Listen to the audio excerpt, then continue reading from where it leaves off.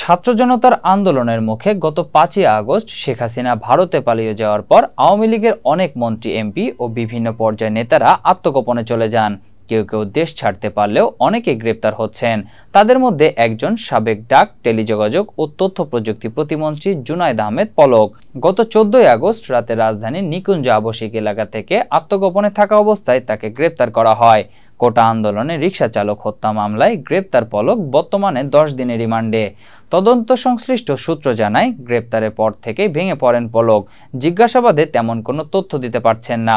প্রশ্ন করলেই মাথা নিচু করে ফুপিয়ে ফুপিয়ে কান্নাকাটি করেন।